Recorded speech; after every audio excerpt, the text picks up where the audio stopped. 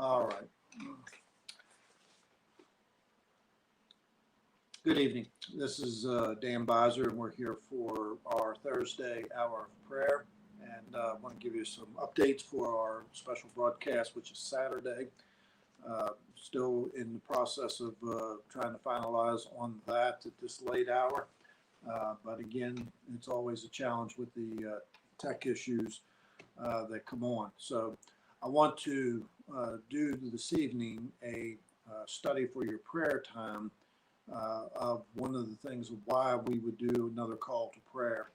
You know, most of these calls to prayers, which are infamous across most of Southern Baptists, is that people almost, as when you say a call to prayer, they almost sigh, saying, "Oh, another one." Well, the other ones never took. So we continue to issue a call to prayer for what's going on in our nation and what's going on in our families, what's going on in the church, and our great hour of need for revival and then for spiritual awakening. So we continue to put the same thing out there for a message in front for many of you that again get on here and watch. You're used to that vocabulary. You're used to those prayer targets from the prayer emails to my sermons to our corporate prayer times with all that. So we continue to promote that. And so Saturday starts at 1 o'clock, 1 p.m. through 9 p.m. It is an afternoon session and it is an evening session. And at this time, I have 3 speakers in the afternoon and we have 3 speakers in the evening. We still have some technical issues, which I have been fighting all week. So we got most of that resolved today, and I'm grateful for that, the Lord and His mercies. But we still got one other sermon that continues to give us issues for that. So if you could please pray for that. Again, all the tech issues would be set aside. Broadcast Saturday would go well, and there would be no issues or anything like that. With that. So a lot that I've learned, again, it's better to have people that know what they're doing on this tech issue stuff than someone like me who samples it enough to be dangerous with it. But again, it is a call to pray, prevail in prayer. Thank you for those of you that have shared that. Again, it will be on Facebook. My 2 channels for my personal Facebook, as well as a call to a solemn assembly, and on the YouTube channels, just Facebook and YouTube. That's the only place that you will find it. I was never able to get back my website. I've lost my website. I don't have access to it, so it is just sitting there dormant. So no need to go there. So once we do this on Saturday, this is to Southern Baptists. We've sent this out to the state conventions. We've sent it out to the entities. We've sent it out to the associations, as many as we could reach, and ask others to help promote in it. So again, we are putting it out there. So it is with the hope that they will sit there, listen to this, be challenged in this, that again, our prayer life, personally and corporately, is the most important thing that we can look at this particular time. So be in prayer for that. Again, I know 8 hours from 1 to 9. You'll be in and out and things like that, but do as much as you can as far as going back to watch the videos that you may not be able to have caught the first time when we did it live. So, like I said, all that is pretty much in place, and so now it's just getting it all done for Saturday. Then on February 1st, there is a prayer and repentance that is happening down at the Bible Museum in Washington, D.C. It's an early. It's like 6:30 to 8:30 a.m. And this is some of the national prayer leaders across the country and some congressmen. It's hosted by 2 groups, Family Research Council and Well Versed, which is Jim Garlow.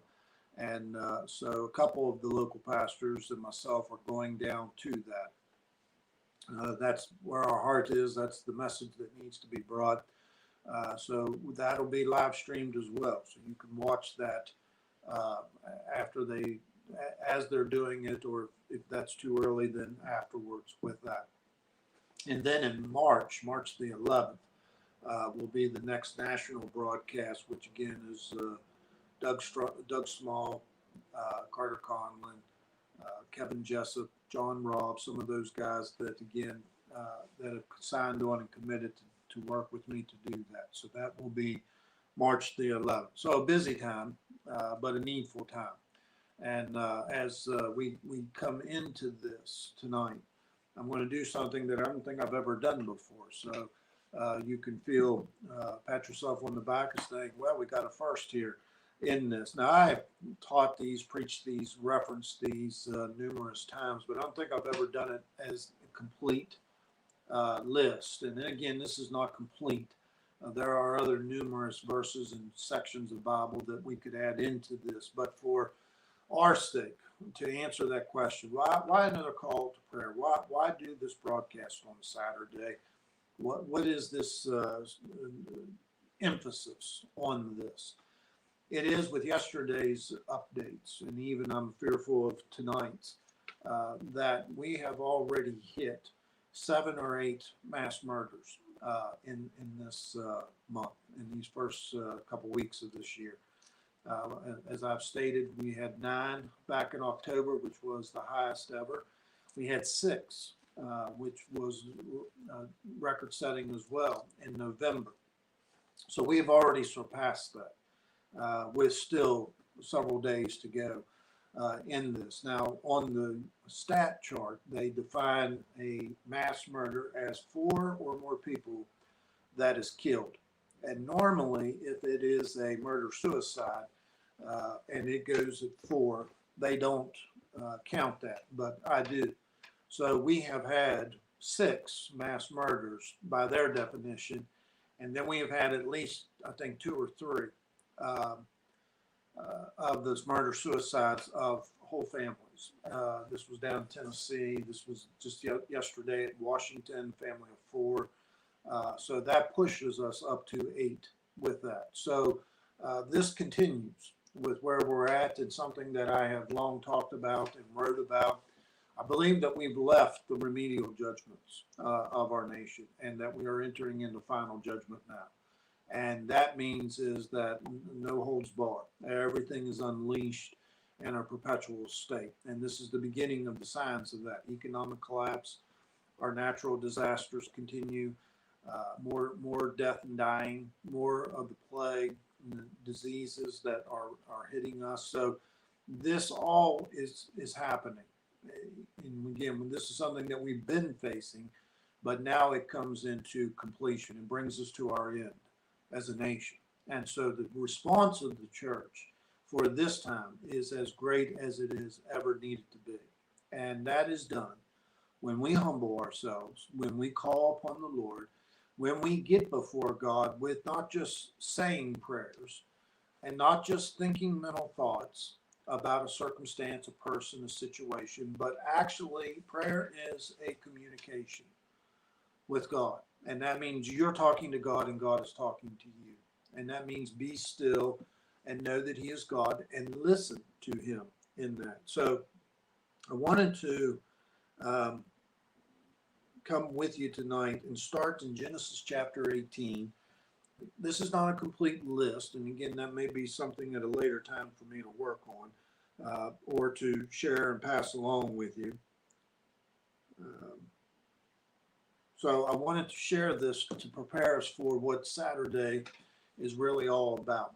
With the epidemics that I talk about, the prayer targets that I share, and those kind of things, with the drug overdoses, and again, our community, just this year of what we've seen, what we've been facing. Never so much has happened in so short a time, and I believe it's just the beginning of where we're going for the rest of this month into February, and then the rest of the year. So I'm going to give you these passages and again share with you just a little bit for those that may not be familiar with it. But like I said, I've referenced these many, many times over the years with this, but never done it as a complete. We're going to walk from Old Testament to New Testament. We're going to walk from Genesis up to the book of Acts. And I think that there are 7 of these, 8 of these possibly, and there are some other side notes that I'll pass along to you as well. And the reason of this is because, again, if you can get one thing about this, for the reason of this for tonight, is the urgency. It is the most urgent hour. It is the most needful hour for the church to pray. And again, corporate prayer is where the power is done. But corporate prayer doesn't mean nothing if we're not doing it in our secret closets. So wherever you're at this evening in your walk with the Lord, Bible readings, your prayer times, memorization, sharing the gospel with other people, your church attendance, all those things matter. And so we come into this because there comes times in our life and there comes times in history that God steps out and says, I'm done with these people. I'm going to remove them. And if you could pay attention to the terms that God uses in this, that in itself is alarming with this. So here is God coming down to Abraham in Genesis chapter 18. Now, the first part of this is there's good news. Sarah's going to have a child, and the covenant child is going to be given to Sarah and Abraham, even though they're old in this. But it is in verse 16, and I'm going to read quick due to time. And the men rose up from thence. They looked towards Sodom, and Abraham went with them to bring them on the way. And the Lord said, Shall I hide from Abraham that thing which I do, seeing that Abraham shall surely become a great and a mighty nation, and all the nations of the earth shall be blessed in him. For I know him, that he will command his children and his household after him. They shall keep the way of the Lord to do justice and judgment, that the Lord may bring upon Abraham that which he has spoken of him. And the Lord said, because the cry of Sodom and Gomorrah is great, the cry. Now here's what God's perception is. Their cry is great, and because their sin is very grievous. Now again, parallel. Sodom and Gomorrah is not much different than what we see in the United States. The only difference between Sodom and Gomorrah and the United States tonight is that there is still a remnant. You and I are part of the remnant of the bride of the church. And there wasn't any of this in Sodom and Gomorrah. They couldn't find 10. And that is actually from verse 26 down through verse 33, where that bartering goes back and forth from 50, 45, 40, 30, 20, 10. He says, but I will go down now and see whether they have done altogether according to the cry of it. Twice that's mentioned, the cry that comes up to God from the sin that is being done. People that are being afflicted, that are being robbed, that are being beat, that are being abused, that are being treated harshly. God, they cry out, help, and God is listening. That is the cry. The blood that is spilt, the innocent blood of murders, of abortions, of the suicides, that blood is crying out to God, and God is listening. And he says, and the men turned their face from thence, and they went towards Sodom. And Abraham stood before the Lord. Now, this is the reason. Now, here is God. He knows what Sodom and Gomorrah is. He's just stated the sin is very grievous. The cry is very great. And here is God's servant, Abraham, who stands in front of God to plead. This is our role. Thursday night hour of prayer. Getting ready for Saturday for a call to prayer, prevail in prayer, is all about this. Standing in front of the Lord for what he's getting ready to do to the nation. What he's getting ready to do to Sodom and Gomorrah, because Abraham had Lot, who was down in Sodom. That was his family. You and I have family and friends that are not ready for the return of the Lord, the second coming. And they are not ready if they would draw their last breath tonight. You know that they would be in eternal hell. There is no ifs, ands, or buts about it. They don't love the Lord. They don't serve the Lord. They don't know the Lord. They don't fear the Lord. There is no evidence in their life that they are his, except that they might say, oh, I believe in God. Which you know my verse in James chapter 2. Even the devils believe. But that's not going to save them. So Abraham steps in front of God. He stood before the Lord. You and I are to stand before the Lord tonight and plead. And Abraham drew near, draw nigh to God. James 4:7. If you draw nigh to God, God will draw nigh to you. And he said, will you destroy the righteous with the wicked? And his premise there is Lot. You and I are of the mindset that other brothers and sisters in Christ will be destroyed when God brings final judgment. There is no escape just for us, just simply because we're God's children. The righteous die as well as the wicked when the final judgment comes in the midst of this. And peradventure there would be 50, and this is where he begins his bartering, 50 righteous within that city. Will you destroy and not spare that place for the 50 righteous that are therein? That be far from you to do after this manner, to slay the righteous with the wicked, and that the righteous should be counted as the wicked. That is too far from you. Shall not the judge of all the earth do right? And when all is said and done, the answer to that question is always yes. God will do right. He is righteous. And so, but Abraham stands and he pleads. And then from 26 to 33, you probably, if you don't know it, read it. But it is that he goes clear down to 10. And then when he gets to 10, Abraham just walks away. And it says, and the Lord went his way. Abraham goes back to his tent. God goes back to the heavens. And that's the end of that. And it is that, but for one moment, the servant of the Lord is allowed to plead with God for mercy.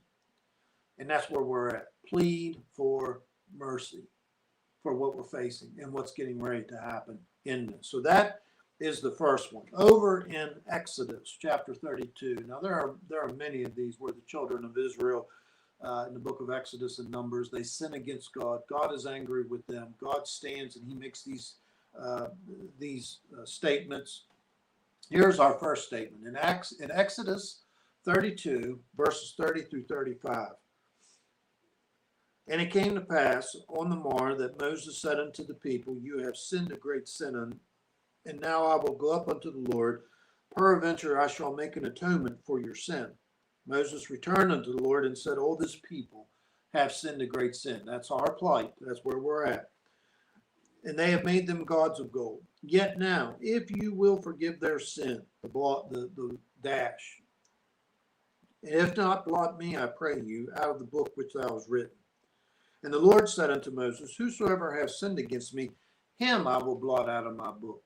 The blotting out is the theme here. Moses is willing to say, blot me out in place of them. He's willing to give the sacrifice, his life for those that he's done. And then God says, I will blot out. The act of God to blot out names from the Lamb's book of life so that they cannot enter into eternal heaven, meaning that they are condemned to eternal hell. Therefore now go to, lead this people from the place of which I have spoken unto you. Behold, my angel shall go before you. Nevertheless, in the day when I visit you, I will visit their sin upon them. And the Lord plagued the people because they had made the calf which Aaron had made.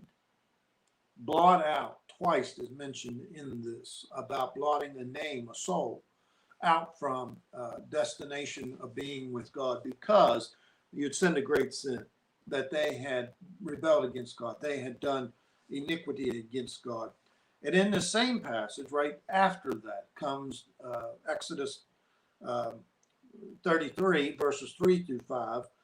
Unto a land flowing with milk and honey, for I will not go up into the midst of you, for you are a stiff-necked people, lest I consume you in the way. The consuming, blot out, consume. Verse 5.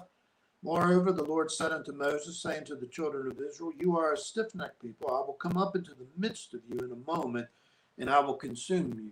And this is where, when God says this, I'm going to consume them, Moses steps in front of him, and that is found in Exodus 32, back up, verses 10 through 12. Now, therefore, let me alone. God speaking here. Let me alone, that my wrath may wax hot against them. God's anger and wrath is hot against us. And that I may consume them, and I will make of you a great nation. And Moses besought the Lord his God. He said, Lord, why does your wrath wax hot against this people, which you have brought forth out of the land of Egypt with great power, with a mighty hand? Wherefore should the Egyptians speak and say, for mischief? for mischief did he bring them out, to slay them in the mountain, to consume them. So you see the consuming, I'm going to, let me alone, let me consume them, blotting out in this. And again, for yourself, if you're born again and and you have the blessed assurance of your salvation, and you say, I know whose I am, I know why I'm that, I'm living for the Lord, I'm serving the Lord, I love the Lord, then you have no worries about being blotted out. But there are numerous of those who think it, who say it. Their hearts, their mouth speaks one thing, but their hearts are far from him. They are not in a good condition. And these are the ones that God is looking at and saying, I'm going to blot your name out. I'm going to consume you in this. And how many more millions in our nation are in this that makes us to the place that when you understand the same scenario is unfolding right in front of us, as Abraham did it, as Moses did it, so you and I must do it.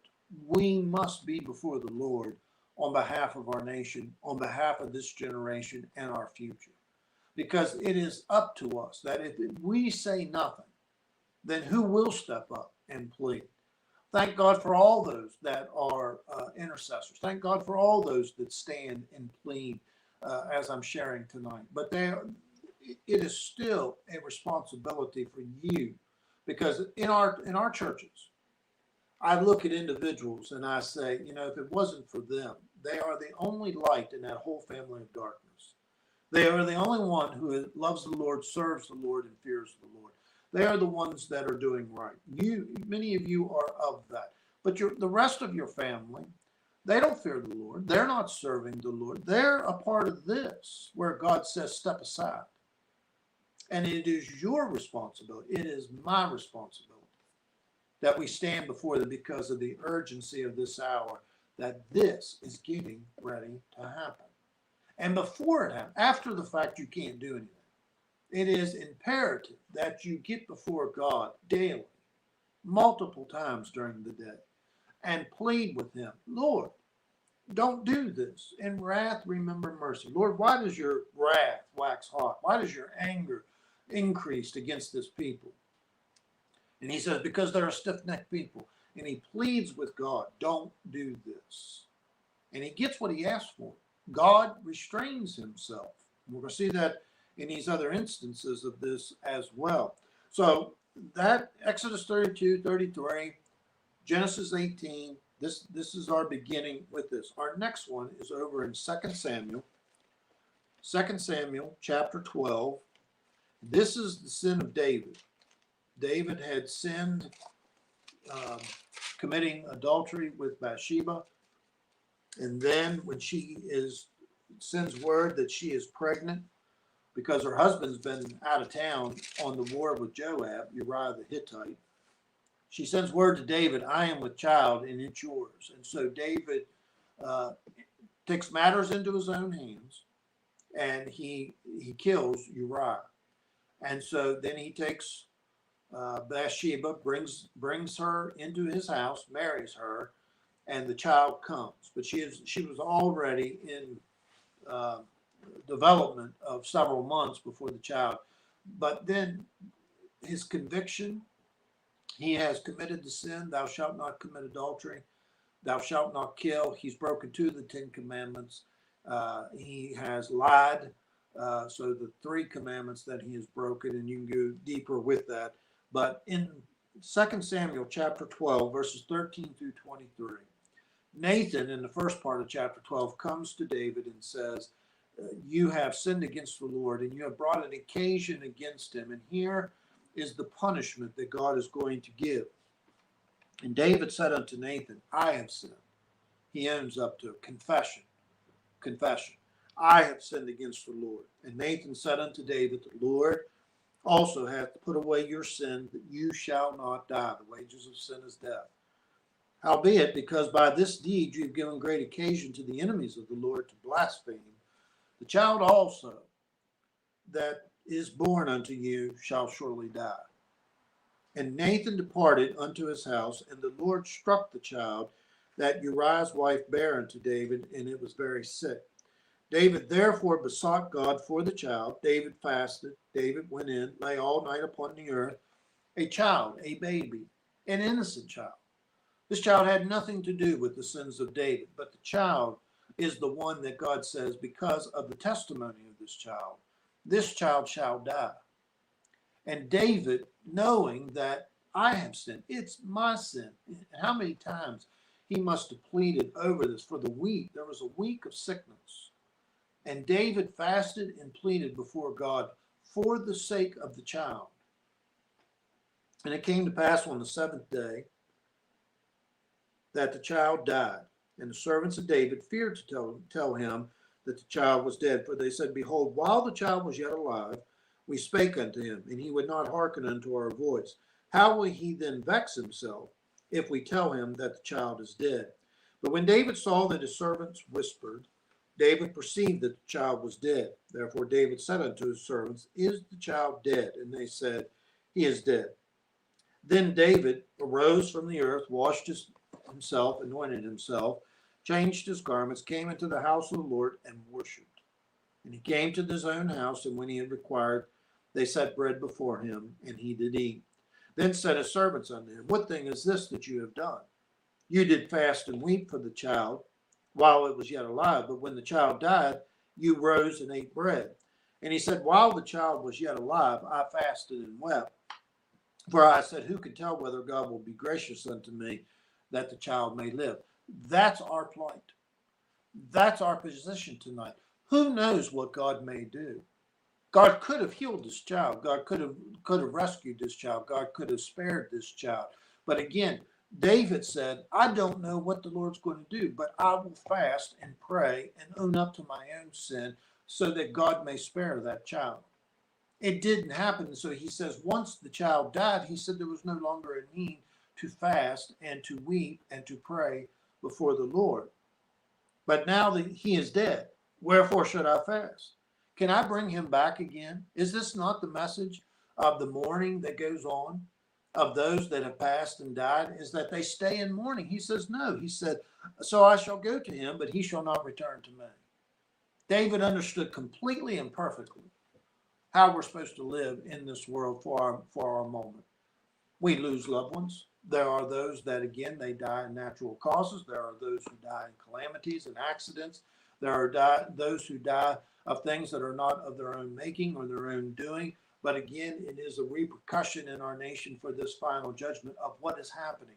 This drug overdose deaths, these suicides, these mass murders, they are not something that is just a whimsical, well, it's just something that happens. No, this is brought on us because we have given the enemies of the Lord an occasion.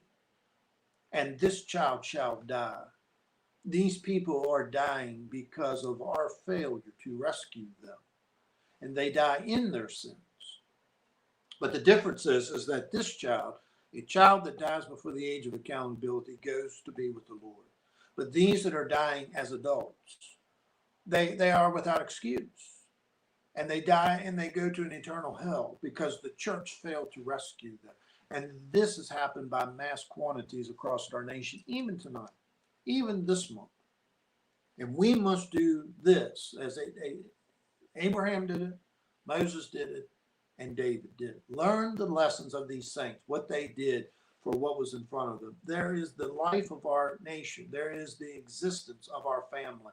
There is the hope that God, who knows? How often do you see this in the scriptures? He says, and he worshiped the Lord. And when they asked him about it, he said, who can tell whether God will be gracious to me, that the child may live? That is by God's grace, whether they live or die. It is by God's determination in the midst of this. This is where we're at in this. So we go on here. The next urgency. Now again, see this. God sending his angels to go to destroy Sodom and Gomorrah. This is going to happen in the next 24, 48 hours. Moses is standing in front of the Lord because in the next 24, 48 hours, God's going to consume an entire nation. And they plead with God, don't do this. God spared the children of Israel. God didn't spare Sodom and Gomorrah, but he got Lot out. David pleaded with God. The child wasn't healed. The child wasn't restored. The child died.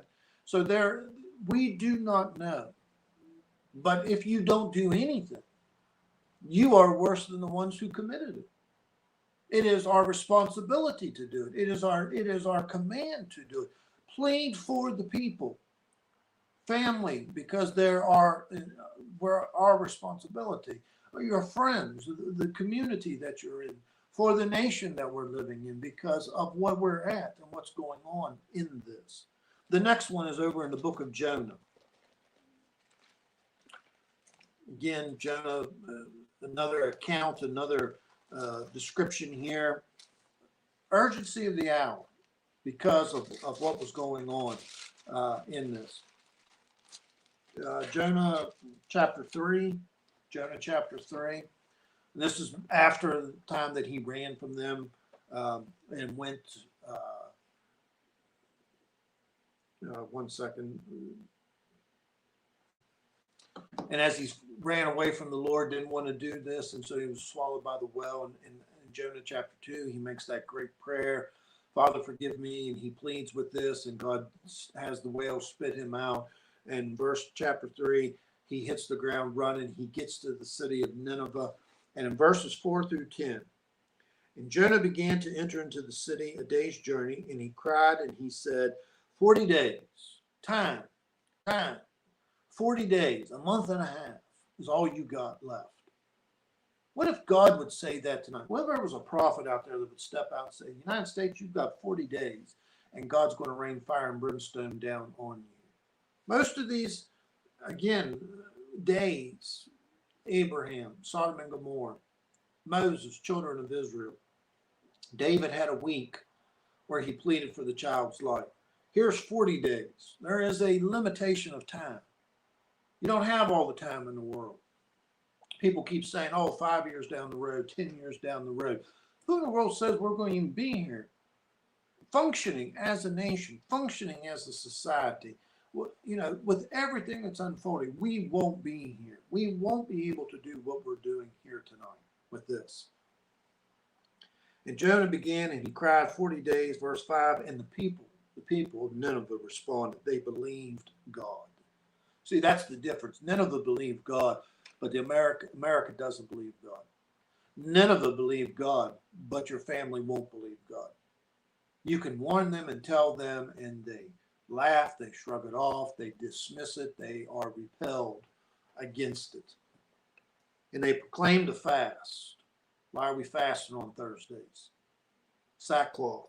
The greatest, they put on sackcloth, and the greatest of them even to the least, none. This is individuals doing this, where we're fasting and crying out to God, pleading because there is a word from the Lord that has come. Your time is up. And if there's not a response that does this, why are they doing the prayer and repentance next week? Why are we doing the call for solemn assembly on Saturday? Because of this. Time's up. Final judgment is here. And whatever you think how bad it's been is only a beginning. This is the beginning of sorrows for what's getting ready to happen. For the word came unto the king of Nineveh. He arose from his throne. He laid his robe from him, covered himself with sackcloth, and he sat in ashes. I'm telling you, I know it's just a description, sackcloth and ashes, but I'm telling you, it wouldn't hurt us one iota to get down and do it. Get down on your face, get down on your knees, sit in the sackcloth and ashes. And again, this takes away from those who say, I can drive down the road and pray. You can't mourn and weep and howl while you're driving down the road or while you're sitting in your comfy chair.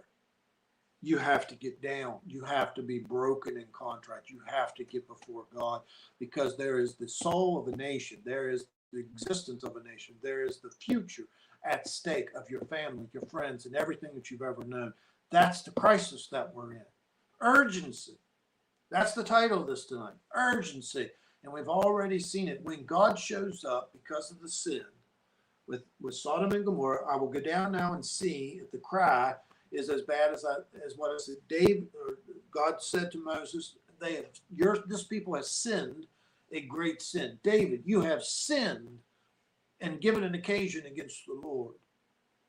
Same thing here. And the response God was entreated with them.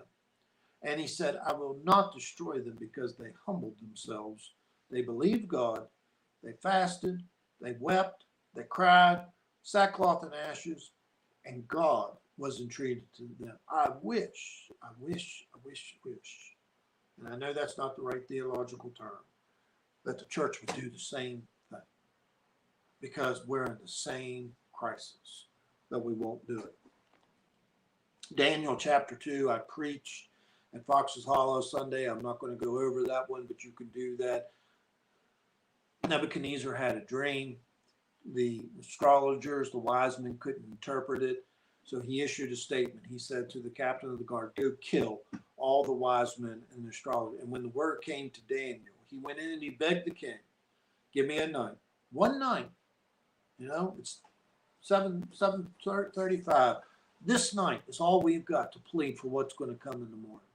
And if they didn't get the interpretation of the dream by sunrise, then their life would have been forfeited as well. And they came before God and they found mercy. And God changed what was in motion of their death and gave them life. And I still believe, who knows if God will change his mind and repent and leave a blessing behind him.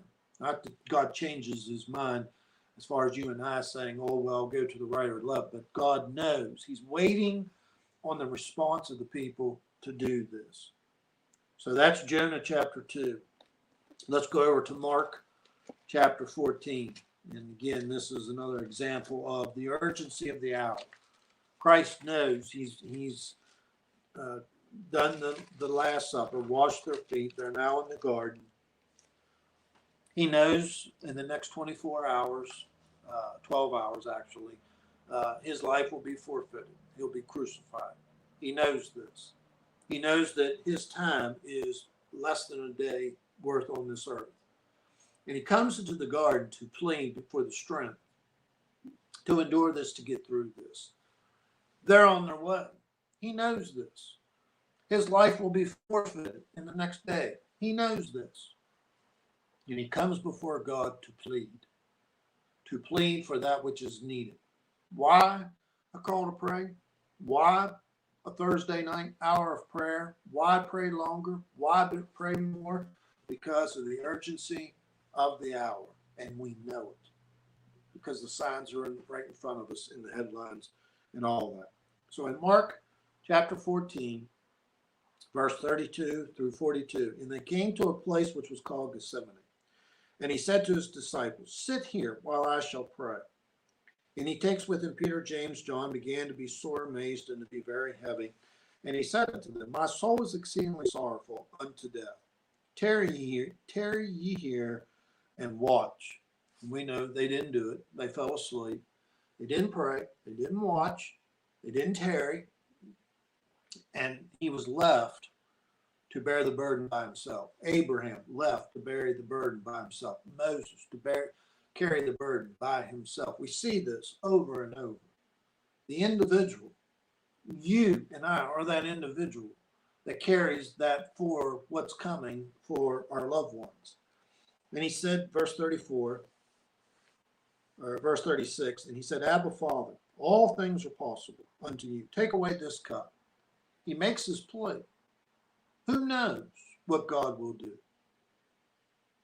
Take away this cup from me, nevertheless not what I will, but what you will. And he comes and he finds them sleeping, and he saith to them, Simon, sleepest thou? Could you not watch 1 hour? Does he not say the same thing to the church? Could you not watch 1 hour? Thursday night hour of prayer. Why have we done this for almost 3 years now? Because of the necessity and the need of learning how to pray an hour. To come before God and stay. Watch and pray, lest you enter into temptation. The spirit truly is ready, but the flesh is weak. And again he went away, prayed, spake the same words, and when he returned, he found them asleep again, and their eyes were heavy, neither wouldst they what to answer him. And he came the third time, and he saith unto them, sleep on now, take your rest. It is enough. The hour has come. The hour has come. And you see, I believe is that the final judgment that we have entered into now, that's the same statement over the nation. That's the same statement to the church. The hour has come. And he says in the midst of this, behold, the Son of Man is betrayed into the hands of men. Rise up, let us go. Lo, he that betrayed me is at hand. He knows. He knows what's going to happen. And yet he prayed, Father, not my will, but your will be done, which is the very same prayer that you and I have to be praying. Lord, spare them. Lord, save them. Lord, deliver them. Lord, keep them. And again, who knows if he will or not? But the will of the Lord, shall not the judge of all the earth do right? He does right in the midst of this. Now, the last one to conclude for this evening is over in the book of Acts, chapter 27. Like I said, this is not, you could easily go through and find other passages to add into this, but these to me are the more predominant. There is a crisis at hand. It creates, God steps forward and says, death is certain. Every one of these conditions, death is certain. It's coming. And the time frame is short. And he tells his servants this and waits to see what their response will be. Failure to respond means that you miss it. Right response means is that you do what these people did. That, again, that he may answer and that he may spare. So we pick up in verse 21. Now this is the Apostle Paul has been arrested. He's on his way to Rome. He's on the boat. They've gotten out to the waters of the Mediterranean, and a severe storm has come crashing down upon them. But after a long abstinence, Paul stood forth in the midst of them, and he said, Sirs, you should have hearkened unto me, and not have loosed from Crete, and to have gained this harm and loss. And now I exhort you to be of good cheer, for there shall be no loss of any man's life among you, but of the ship. For there stood by me this night the angel of God, whose I am and who I serve, saying, Fear not, Paul, thou must be brought before Caesar, and lo, God has given all those that are sailing with you. Sir, wherefore, sirs, be of good cheer, for I believe God, that it shall be even as it was told to me. Howbeit, we must be cast upon a certain island. And so there we see it. He speaks this word. Paul says we're going to sink. We're going to be like the Titanic. We're going to drown. And he goes before God and he prays and he begs God. And it says after 14 days, he comes forth. He steps forward in the midst of this. And when he steps forward in the midst of this, he says, an angel of God told me that all's going to be well. And that what he said is to say, not only are you going to be spared, but Paul wasn't just praying for himself, and neither can you and I afford to just pray for ourselves. He said all those on the ship, 200 people were on that ship, and they were all delivered to safety because of one man. I'm overwhelmed with the consistency from Genesis to Acts here. Excuse me. That God presents the sin has come. The sin has now reached a judgment from God, a response from God. And we've seen it: anger, wrath, consume, blot out, remove them, destroy them. And when he tells them that, the servant of the Lord is so moved with urgency, don't let this happen, that they come before God and they plead, they pray, they beg, they do everything, they fast, they weep. And sometimes they got what they asked for and sometimes they didn't, but they did what they were supposed to do. And I say to you is that's about where we're at. Come before the Lord. It's in God's care and keeping. I can't predict what it's going to be. I can't predict whether judgment comes tonight. I can't predict whether we got another 5 years or any of that. But this much I do know is that when we see what we're seeing of death and dying, when we see what we're seeing of the judgments, that God calls his church to say, come before me and state your case. Draw nigh to me, draw near to me, because of the urgency of this hour that we can't get through this year. We're not going to make it through January. And so it is to come before him and to say, have mercy. In wrath, remember mercy. Lord, you are gracious and merciful, long-suffering, abundant in goodness and truth. And this is where the culmination of worshiping Him, knowing who God is, His names, His attributes, confessing the sin. How many times do we see that? They have sinned a great sin. I've heard their cry. I've seen what they've been doing. God sees, hears, responds to that. What does He hear and see tonight on the streets and in the homes and in the minds and the hearts of people across our nation? What is His response going to be to them? If you really knew the answer to that, you would tremble in fear for what news is coming in the morning. And you are left this night to plead, Lord, restrain yourself from destroying us, from consuming us, from blotting us out. And that again, that you would give us, I say it, I beg it, I don't know whether, again, I've not been chastised for it by the Spirit or anything. Give us time. But I know as soon as I say give us time is that the echo comes, I've given you time and you squandered it, you wasted it. But see, here we are in the urgent hour of our nation, in the urgent hour of what's happening. Washington ain't going to fix this. Education ain't going to fix this. All the other isms ain't going to fix this. Just God. Every one of these circumstances, read where they went. They went to God. Your resource, my resource, your place, my place, and go before God. And get there in front of Him and plead, because these scenarios, these conditions of individuals, of cities, of a nation, hangs in the balance. And you and I are left with the greatest of opportunities tonight to do this. Saturday, broadcast goes out. Next Wednesday, prayer and repentance down in D.C. by congressmen, national prayer leaders going out. I am not alone in this, of those that are seeing and hearing that our time is running out. The sand in the hourglass is running out.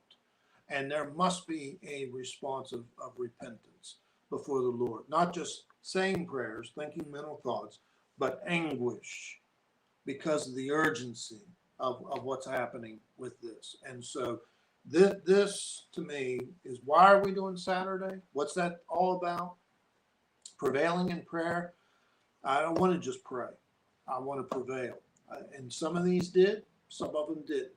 But as I've stated, and I'll continue to say, I will not get on the other side of final judgment and say to myself or to the family or to the church, oh, boy, I wish I would have done more. Well, I really could have done something else. Maybe I should have had one more broadcast. Maybe I should have had one more prayer meeting.